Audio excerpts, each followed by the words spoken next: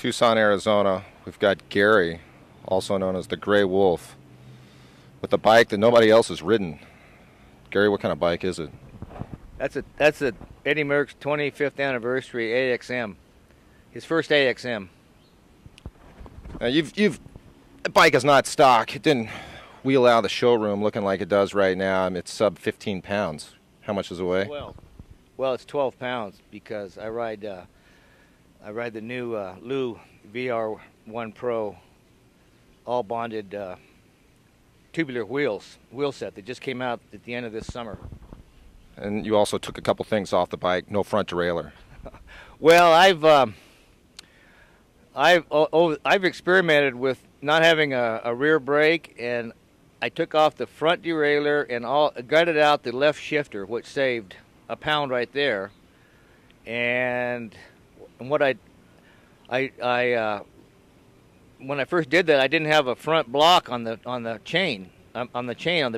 big chain ring, so it would come off on the outside on my like 11, 12, 13, my lower gears.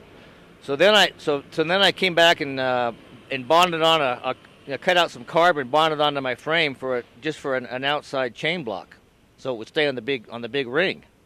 And then I just flip it up and down with my finger when I shift. How big is that ring? It's a 56. And you don't have a 23 in the back. It looks like a 21 maybe. Right. I ride a 21. I ride big gears, small ratio. Well, you got the fitness that comes from it. I guarantee you that. And you go up Gates Pass quite a bit. I mean, that's a steep grade. Can you do that in the big ring? Well, I'm better downhill than uphill. Well, with a gear like that. But on your bike, no accessories on it. It's a clean-looking bike. No pump, no water bottle cages. Where does all that stuff go? Well, I just don't use it. I don't need it. If it doesn't help me with speed, I just leave it off the bike. No need. I mean, you carry some stuff with you, though. I mean. Well, I also use a belt, and I tuck everything in. And I hook things on my belt, cookies, my cell phone, I always go with music, like my Walkman. Sony Walkman. Right. I used to have a 8-track, which is Stone Age now, and I've gone to the disc, the Sony mini disc, and so you got to amp up with music, but everything is. My riding is geared around my belt, and I hook things on there. It's indispensable, really. If you're not riding with a belt, you're really handicapping yourself. How many different belts do you have? I have. Are they color coordinated, or? I actually have a room in my house. It's an old kind of a storeroom, and I have all my outfits.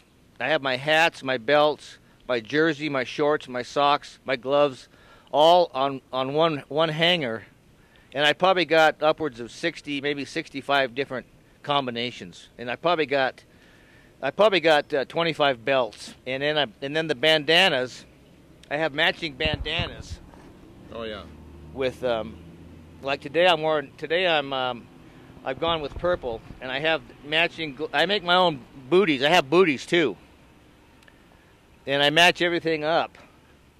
And I usually the night before, I have to take maybe an hour and a half to think about what I need to wear and put it all together. Get it all together to wear. Because having the looks is important as your speed. Your performance. You got to look good. Yeah, I'd say so. And it looks like you keep those cleats pretty fresh. That's another accessory you've got, the cleat saver. The cat, what is it called? Well, I spend a lot of time down here at the coffee shop walking around, and if I didn't use my cleat covers, I would be going through a lot of cleats. So I take care of everything. I try to take care of everything. I don't try to leave any stone unturned. Now, back to the belt real quick, Gary. Last year, you said that sometimes you've carried like a gallon of water or milk on your belt. Was that true?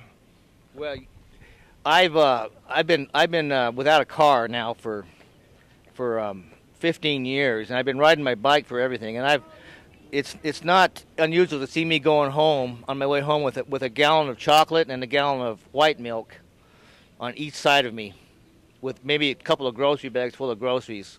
Yeah. And so I'm probably carrying 30, 40 pounds home with me of food, a lot of cookies, just a lot of junk. And Is that pretty much what you live off of? Junk food, or you have a healthy diet? You ride every day. Well, the thing is, you gotta start out with sugar, something that's easily processed. So pretty much from early morning when I take off to noon when I get home, it's pretty much junk, and it's just quick processed, high energy sugar. Cookies, donuts, and then when I get home, then I can put in something that'll keep me going. Keep me going, and then the next day I go back to the junk. But the health food is what keeps you going, of course, and the junk is what keeps you going for riding during the ride, because you can't digest heavy stuff. You don't want to be doing that. What do you drink? I drink milk. I don't drink water. Coffee, milk. I don't drink water on my rides because I don't have any. You're saving weight and Looks good. Looks good. You've got a pretty deep tan for somebody that doesn't drink much water.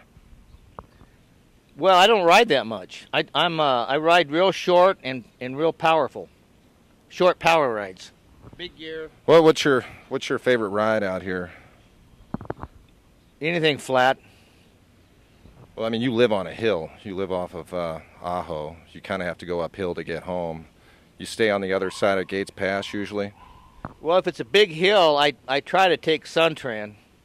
You can put your bike on if it's a big climb, like maybe going up Ajo from my house. I live up about a mile up Ajo from Mission, and sometimes that's pretty steep for me, and I'll take the bus. Public transportation's pretty good here in Tucson, I guess. Having those bike racks, usually people get stuck though because one guy, maybe like yourself, that's fit enough actually to ride, but you put your bike on there, and then you got some poor guy that's got to get to work, and there's no room for his bike up front on that rack. You ever have that problem? Well, if my bike's on the rack, he's just going to have to ride, because my bike pretty much has priority over anything in town. Gary, how much money you have invested in that thing? I've got, with my new Lou wheels that I just gotten, which are $6,000, which I think is about average for a set of wheels, $6,000. Anything worth riding, really. Anything under $6,000 is you should probably just not even go with it. But I've got $16,300 in that bike with tax and shipping. It's the lightest bike I've ever seen.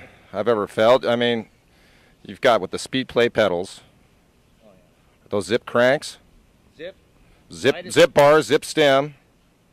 Saddle. The saddle is a conversation piece because it's just all raw carbon. The rails are carbon. It's all bonded carbon, and I don't need the kind of guy I am. I don't need padding. Well, I mean, no need. I mean, that's giving up a lot of weight. You get that padding on there, it adds too much to the bike. You're more of a minimalist, I guess, on your bike. Well, I got to have comfort, and I've had 3 different. This is my 3rd all carbon saddle, and the first 2 probably ruined my sex life, and it was very uncomfortable. But this one is very comfortable. This is the Selle Italia 75-gram model, and it's very comfortable. It just fits I mean, is it contoured better than the other one, the other carbon saddles? I mean, it's an SLR, correct? No, well. Selle Italia SLR. Well, you could say it's the SLR without the padding. It's just a carbon shell. Mm-hmm. Yeah, it's about like the SLR, but it fits, and there's no hot spots on it. Right. I mean, it's kind of like a flight saddle, but shorter and cut down. Right. It's just a flight it's just an all carbon SLR, I guess. Well, Gary, thanks a lot. anything else you want to add about your bike? Those gloves, those aren't stock. You made those.